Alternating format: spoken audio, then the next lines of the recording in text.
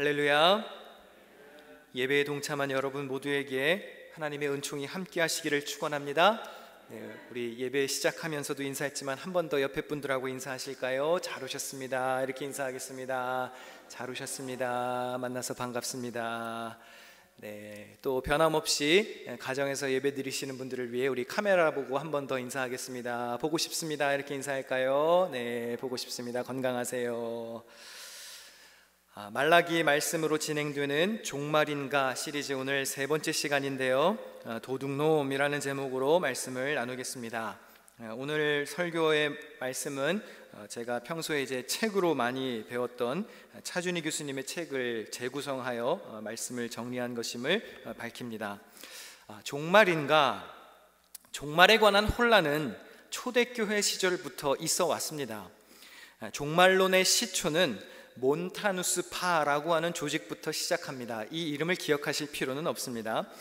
초대교회 성도들은 예수님이 하늘로 승천하신 후에 자기들이 살아있을 때 예수님이 다시 오실 거라고 믿었어요. 그래서 가족도 생계도 뒤로 하고 그렇게 복음을 열심히 증거하러 다닌 원동력이 되기도 했지요. 그런데 예수님이 한 세대가 지나도록 재림하시지를 않자 거센 핍박과 다양한 이단에 부딪히게 됩니다. 예수님 다시 오신다며 왜 안 와? 이러한 핍박에 부딪히게 되지요. 결국 초대교회는 교리와 제도를 재정비할 수밖에 없었습니다.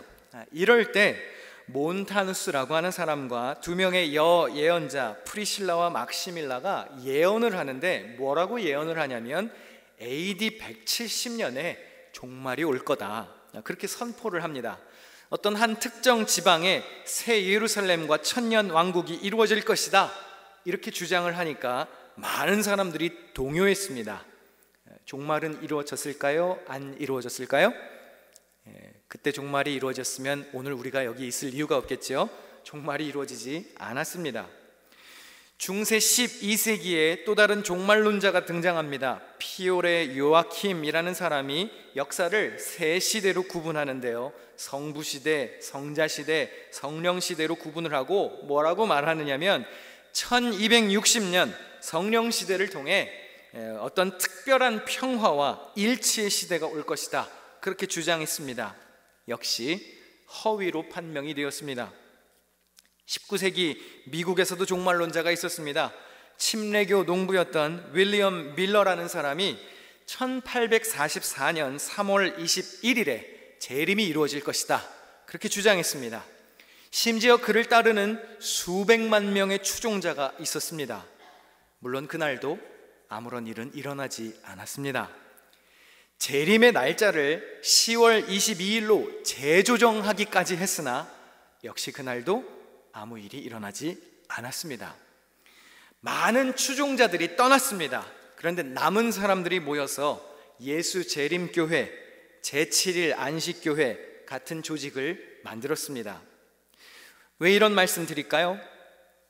역사를 통해서 보면 잘못된 종말 사상에 빠져서 미련하고 비참한 인생을 살았던 이들을 수없이 확인할 수 있습니다. 대부분 무엇 때문에 이런 오류에 빠질까요? 성경을 문자적으로 해석하거나 자의적으로 해석하거나 너무 무리해서 해석할 때 나타나는 현상입니다. 어떤 특정 본문이나 거기에 등장하는 단어 혹은 숫자에 꽂혀가지고 본문이 의도하지도 않은 의미를 첨삭하고 엉뚱하게 말씀을 풀이할 때 문제가 생깁니다. 여러분, 성경은 예수님의 재림을 분명히 이야기합니다. 우리 주님은 다시 오십니다. 사도행전 1장 11절 말씀을 같이 읽어보실까요? 시작. 너희 가운데서 하늘로 올려지신 이 예수는 하늘로 가심을 본 그대로 오시리라 하였느니라. 이렇게 될 것을 믿으시나요? 예수님의 다시 오심을 믿으시나요? 성도들이 주님의 재림을 고대하는 것은 지극히 당연한 것입니다. 그러나 왜곡된 성경 해석이나 어설프게 역사를 이해하거나 보편성을 상실한 방법에 근거해서 시한부 종말론을 주장하는 것은 바람직하지 않습니다. 제가 거듭 말씀드립니다. 우리는 늘 종말을 염두에 두고 살아야 합니다. 영원히 있을 것처럼 살다가 내일 당장 주님이 부르셔도 아멘하고 갈 수 있는 삶이 되어야 합니다. 하루하루 긴장을 놓치지 않으면서 최선을 다해 신실하게 맡겨진 날들을 귀히 여기는 자세가 필요한 것입니다. 말라기의 시대는 낙심과 절망이 가득한 때였습니다. 백성들은 하나님의 사랑을 의심했고 주님께 온전한 제사를 드리지 않았습니다. 말라기 1장 7절입니다. 너희가 더러운 떡을 나의 제단에 드리고도 말하기를 우리가 어떻게 주를 더럽게 하였나이까 하는도다. 이는 너희가 여호와의 식탁은 경멸히 여길 것이라 말하기 때문이라. 제대로 된 제사를 드리지 않았습니다. 자연히 하나님의 말씀도 지키지 않게 되지요. 말라기 2장 9절입니다. 너희가 내 길을 지키지 아니하고 율법을 행할 때에 사람에게 치우치게 하였으므로 결과적으로 하나님을 멸시하기까지 이릅니다. 말라기 3장 14절 너희가 말하기를 하나님을 섬기는 것이 헛되니 만군의 여호와 앞에서 그 명령을 지키며 슬프게 행하는 것이 무엇이 유익하리요. 안타깝게도 백성들의 신앙이 이렇게 무너지는 현상의 중심에는 제사장들이 있었습니다. 말라기 1장 6절입니다. 내 이름을 멸시하는 제사장들아, 내가 아버지일진데 나를 공경함이 어디 있느냐? 내가 주인일진데 나를 두려워함이 어디 있느냐? 오늘 본문 말씀은 이러한 배경 속에서 나오게 되었습니다. 말라기와 백성들이 서로 논쟁을 하던 중에 아주 유명한 11조 도둑질에 관한 말씀이 등장합니다. 오늘 말씀은 사실 설교하기가 굉장히 어려운 본문입니다. 11조를 언급해야 하기 때문에 어려운 것이기도 하지만 이 본문이 회개를 강조하는 본문이기 때문에 또 언급하기가 어렵습니다. 사실 오늘 본문의 진짜 주제는 회개입니다. 회개하라는 말씀을 하시다가 11조와 봉헌물을 예시로 언급하시는 거예요. 그러니까 큰 틀은 회개입니다. 11조는 작은 예시입니다. 하나님은 백성들을 향해서 이렇게 말씀하셨습니다. 같이 읽어볼까요? 시작. 나 여호와는 변하지 아니하나니 그러므로 야곱의 자손들아 너희가 소멸되지 아니하느니라. 자, 오늘 우리가 이렇게 멸망하지 않고 하나님을 감사한 마음으로 예배드릴 수 있는 이유가 무엇인가요? 우리의 하나님이 변하지 않는 사랑을 우리에게 베풀어 주시기 때문입니다. 이 사실을 믿으십니까? 하나님의 변함없으신 은혜가 있기 때문에 오늘 우리가 주님 앞에 나와서 예배를 드릴 수 있습니다. 하나님은 한결같이 백성들을 사랑하셨다고 말씀하십니다. 그런데 한결같은 것은 백성들도 마찬가지이긴 했는데 다른 쪽으로 한결같았습니다. 말라기 3장 7절을 같이 읽어보실까요? 너희 조상들의 날로부터 너희가 나의 규례를 떠나 지키지 아니하였도다. 하나님은 한결같이 백성들을 사랑하셨는데 백성들은 한결같이 하나님을 배반했습니다. 그래서 하나님이 뭘 말씀하시느냐? 회개하라는 거예요. 말라기 3장 7절 그런즉 내게로 돌아오라 그리하면 나도 너희에게로 돌아가리라 하였더니 너희가 이르기를 우리가 어떻게 하여야 돌아가리까 하는도다. 하나님이 백성들에게 회개하라고 말씀하시는데요, 이스라엘 백성들은 뭘 회개해야 될지조차 몰랐습니다. 자기들이 뭘 잘못하고 있는지도 몰랐습니다. 양심은 무너졌고 죄책감은 사라졌고 하나님의 말씀을 어겼다는 수치심조차 이제는 없었습니다. 그래서 하나님이 답답해서 말씀하시는 거예요. 회개해. 뭘 회개해요? 그걸 말로 알려줘야 돼? 이거부터 제대로 해 하시면서 하나님이 구체적으로 돌아올 수 있는 방법을 제시하시는 게 말라기 3장 8절 말씀입니다. 같이 읽어볼까요? 사람이 어찌 하나님의 것을 도둑질하겠느냐? 그러나 너희는 나의 것을 도둑질하고도 말하기를 우리가 어떻게 주의 것을 도둑질하였나이까 하는도다. 이는 곧 11조와 봉헌물이라. 너희들 회개해. 뭘 잘못했는데요? 일단 이거부터 제대로 해. 도둑질하지 마. 뭘 도둑질했는데요? 헌금부터 제대로 해. 이렇게 말씀하시는 거예요. 왜 하나님이 11조를 말씀하실 수밖에 없었는지 이제 그 배경을 이해할 수 있게 되지요. 시리즈 말씀의 장점 중에 하나가 뭐냐면 문맥을 안다는 거지요. 이 말씀이 왜 나오게 됐는지 그 문맥을 이해할 수 있습니다. 말라기 선지자가 뭐라고 그랬죠? 하나님의 사랑을 의심하는 것을 지적했습니다. 제사장들이 타락한 것을 지적했습니다. 하나님을 향한 불신이 있는 것을 지적했습니다. 사회적으로 부패가 된 것을 지적했습니다. 오늘 주보에 실어드린 글에도 그렇게 나와 있습니다. 말라기가 그런 것들을 지적했어요. 죄에서부터 돌이켜라. 죄에서부터 회개해야 하나님의 구원을 경험할 것 아닌가? 그런데 회개할 마음이 눈꼽만큼도 없는 백성들에게 하나님은 살 수 있는 길을 제시해 주시는 거예요. 일단 도둑질한 것부터 가지고 와, 그러시는 것이죠. 뭘 도둑질했을까요? 물어보는 백성들에게 친히 알려주십니다. 11조와 봉헌물부터 똑바로 드리지. 11조가 무엇인가요? 소득의 10%를 하나님께 드리는 것이지요.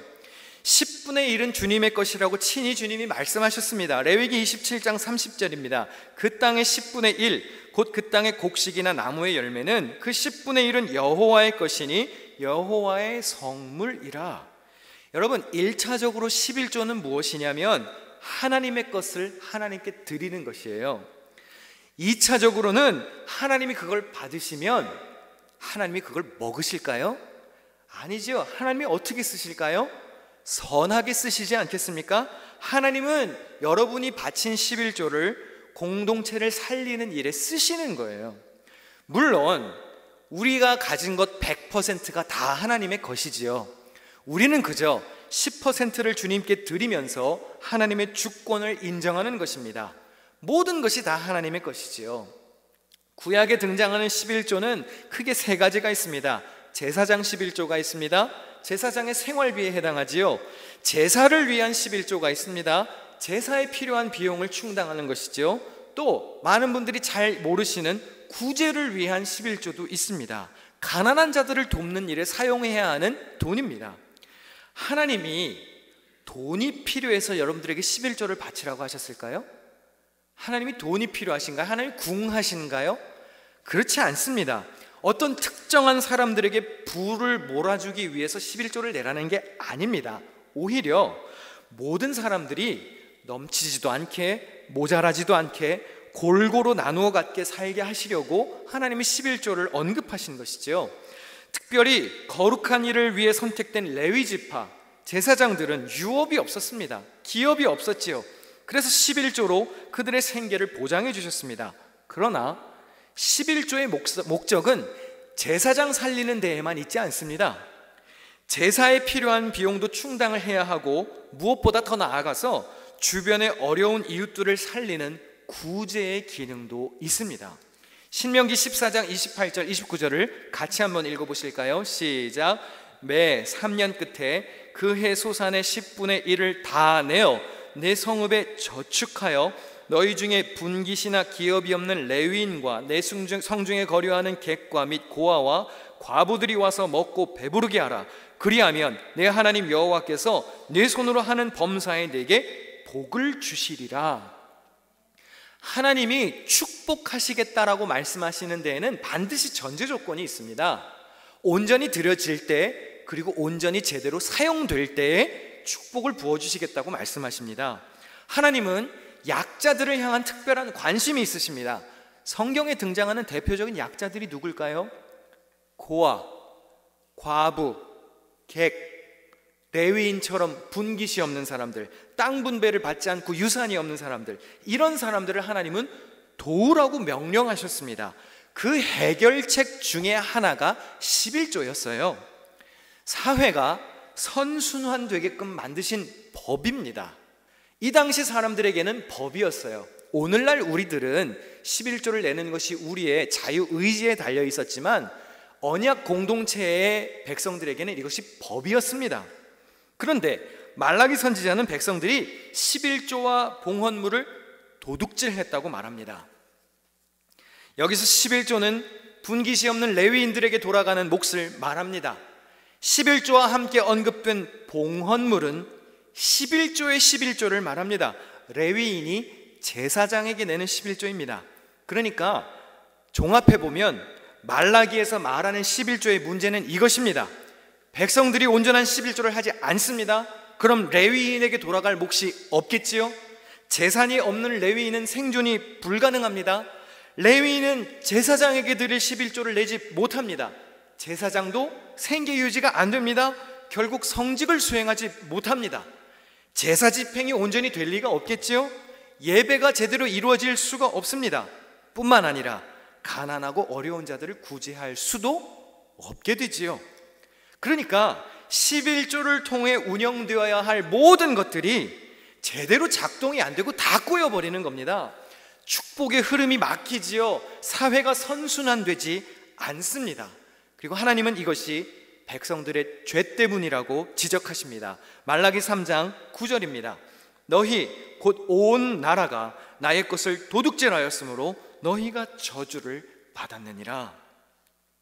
오늘 설교의 제목처럼 전 국민이 도둑놈이라 그거예요. 전 국민이 하나님의 것을 도둑질했기 때문에 심판을 받았다라고 말라기 선지자가 외칩니다. 자, 오해하지 말고 들으셔야 합니다. 지금 교회 다니는 분들 중에 11조 안 하는 사람들 다 저주받으라는 말씀이 아닙니다. 여러분들 다 도둑놈이라고 말씀드리는 게 아니고요, 구약시대에는 이것이 율법이었다는 사실을 감안하고 들으셔야 합니다. 백성들이 소득이 없어서 하나님의 것을 훔친 게 아니었습니다. 하나님께 드리지 않았기 때문에 창고가 메말랐던 것입니다. 그리고 당연히 여기에는 11조를 드려야 할 의무가 있는 레위인도 포함이 되어 있습니다. 일반 백성들이나 거룩한 레위인들이나 너나 할 것 없이 다 도둑놈이라고 말라기가 지적합니다. 그래서 하나님이 백성들을 다시 거룩한 삶으로 되돌아올 수 있게끔 회개의 길을 제시하셨습니다. 마음을 돌이켜라. 너희들의 삶을 돌이켜라. 어떻게? 구체적인 예까지 들어줄게. 그런 맥락에서 이 구절이 나오게 되었습니다. 말라기 3장 10절 말씀 같이 읽어보실까요? 시작. 만군의 여호와가 이르노라. 너희의 온전한 11조를 창고에 들여 나의 집에 양식이 있게 하고 그것으로 나를 시험하여 내가 하늘문을 열고 너희에게 복을 쌓을 곳이 없도록 붙지 아니하나 보라. 뭐라고 말씀하시나요? 온전한 11조를 드리라고 그럽니다. 이 온전한 11조를 원문 가깝게 번역하면 모든 11조를 말합니다. 이것은 두 가지로 해석이 가능합니다. 첫 번째, 분량의 진정성. 두 번째, 활용의 진정성도 포함합니다. 여러분 잘 기억하십시오. 11조를 하는 성도들도 있고 11조를 하지 않는 성도들도 있습니다. 하는 것은 귀한 결단이 필요한 일입니다. 믿음의 고백이기 때문에 그렇지요. 그러나 11조를 안 하는 분들을 판단하거나 정죄하거나 그분들의 신앙을 얕보면 안 되는 것입니다. 그러나 할 것이면 제대로 하셔야 합니다. 분량의 진정성을 갖춰야 합니다. 일단 11조의 표시를 하시려면 분량이 정직해야 해요. 간혹 소득의 10%가 아닌데 헌금의 11조라고 표시하는 분들이 있습니다. 여러분 10%가 아니면 11조가 아닙니다. 그럼 다른 제목으로 헌금해야 합니다. 감사헌금이나 건축헌금이나 11조를 표시를 하시려면 분량이 정직해야 합니다. 또 활용하는 데 있어서도 정직해야 합니다. 교회는 11조를 활용하는 데 있어서 교회 직원들의 사례비나 교회 운영비에서만 그치면 안 됩니다. 교회 재정의 10%는 반드시 구제비로 흘러가야 합니다. 이건 선교 헌금과 별도예요. 구제는 반드시 해야 합니다. 이건 하나님의 명령입니다. 기본 10%는 하는 거고요, 할 수 있으면 그 이상도 하는 겁니다.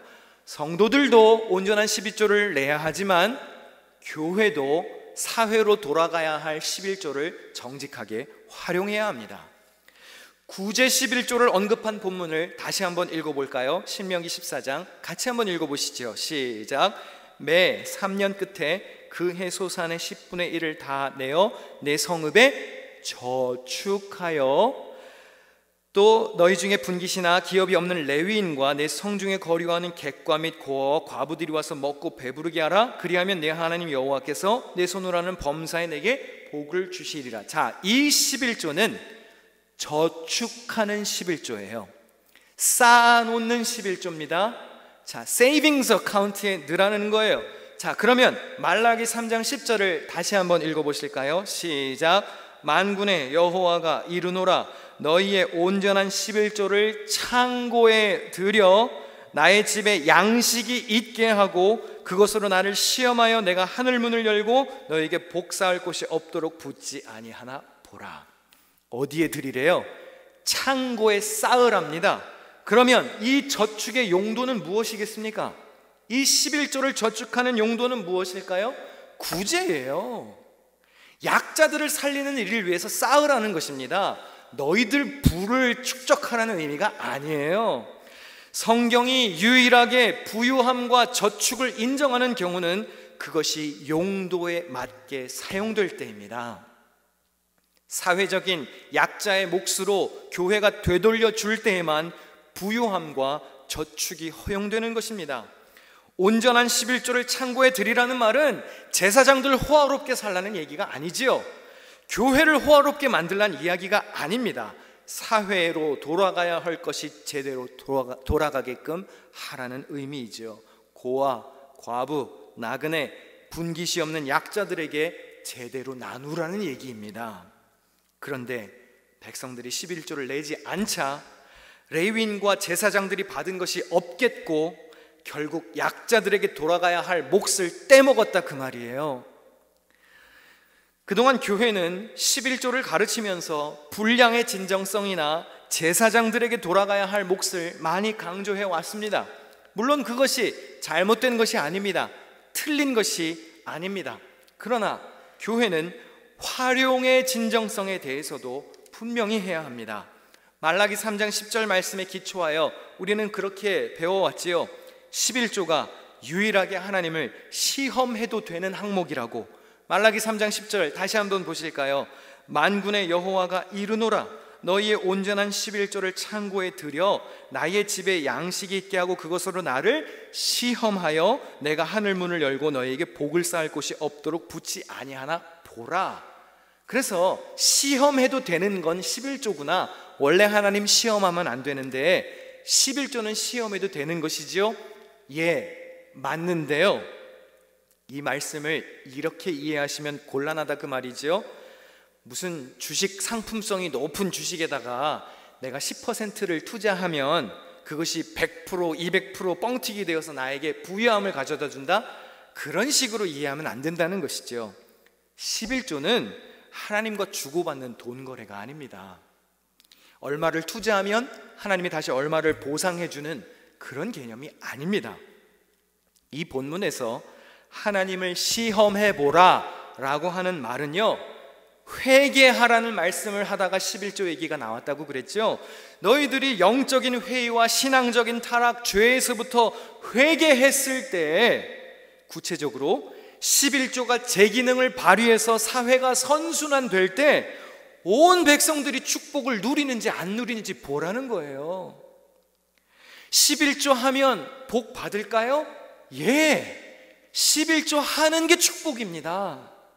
삶의 공급자가 주님이심을 고백하는 것 자체가 은혜입니다. 11조 하면 복 받을까요? 예, 당연하지요. 사회가 선순환되어서 축복이 흘러갈 테니, 가야 할 사람들에게 몫이 돌아가고 필요한 사람들에게 도움이 갈 테니 모두가 혜택과 유익이 가지 않겠습니까? 당연히 복이 흘러가겠죠. 결국 11조는 무엇입니까? 은혜를 나누는 일입니다. 나누면 하나님이 또 다른 은혜로 채워주신다는 거예요. 모두가 다 살 수 있게끔. 11조를 손실이라고 생각하시는 분들도 있습니다. 예, 그런 분들은 아직 11조 굳이 무리해서 제가 하라고 강요하지 않습니다. 마음의 결단이 이루어졌을 때, 믿음이 표현이 가능해질 때 그때 11조 하십시오. 손실이라고 생각되면 할 수 없습니다. 하나님께 내가 11조를 뜯겨간다, 하나님 뜯어가신다, 그렇게 생각하면 할 수 없지요. 그러나 여러분 기억하십시오.